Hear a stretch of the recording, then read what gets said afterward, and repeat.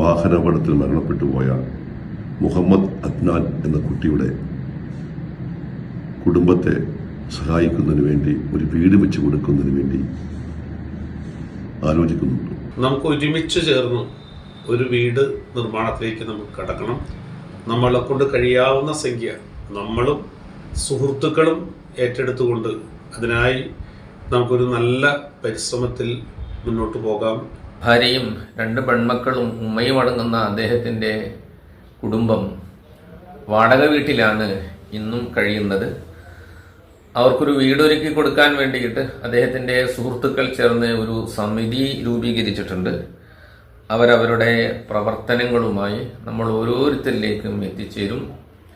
അദ്ദേഹത്തിൻ്റെ 2 പെൺകുട്ടികളുടെ പഠനം, അദ്ദേഹത്തിൻ്റെ ചികിത്സ, വലിയ ഭീമമായ തുക വരുന്ന ചികിത്സ, അതേപോലെ സ്വന്തമായൊരു വീടില്ലാത്ത അദ്ദേഹത്തിൻ്റെ വീട്ടുവാടക തുടങ്ങിയ ഭാരിച്ച ചെലവുകളെല്ലാം തന്നെ നേരിടുന്നതിന് അദ്ദേഹത്തിന് ഏക ആശ്രയവും പ്രതീക്ഷയുമായിട്ടുണ്ടായിരുന്ന അദ്ദേഹത്തിൻ്റെ മകൻ അദ്നാനാണ്.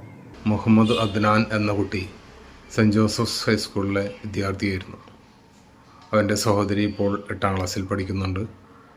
നിർധനരായ ഈ കുടുംബത്തിന് സ്വന്തമായി ഒരു വീടോ സ്ഥലമോ ഇല്ല. വാടക വീട്ടിലാണ് കാലങ്ങളായി താമസിക്കുന്നത്.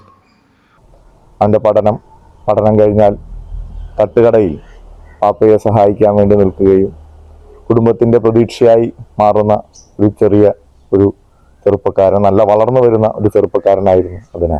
ആ മകൻ്റെ ഏറ്റവും വലിയൊരു ആഗ്രഹമായിരുന്നു അവൻ്റെ കുടുംബത്തിനൊരു വീട്. നമുക്കെല്ലാവർക്കും വലിയ ദുഃഖമുണ്ടായ ഒരു വാർത്തയാണ്. മുഹമ്മദ് അദ്നാൻ്റെ കുടുംബത്തിന് ഒരു വീട് എന്നുള്ളത് നമ്മുടെ എല്ലാവരുടെയും ഒരു സ്വപ്നമാണ്. കാരണം വളരെ സാമ്പത്തികമായി പിന്നോക്കം നിൽക്കുന്ന ഒരു അവസ്ഥയാണ് അവർക്കുള്ളത്. അവൻ്റെ ഒരു സ്വപ്നം സാക്ഷാത്കരിക്കുന്നതിന് വേണ്ടി നമ്മുടെ ഒട്ടേറെ സുഹൃത്തുക്കൾ മുന്നിട്ടിറങ്ങിയിട്ടുണ്ട്. അദ്നാന് ഒരു വീട് എന്ന ഒരു കൂട്ടായ്മയുടെ ഭാഗമാണ് ഞാനും.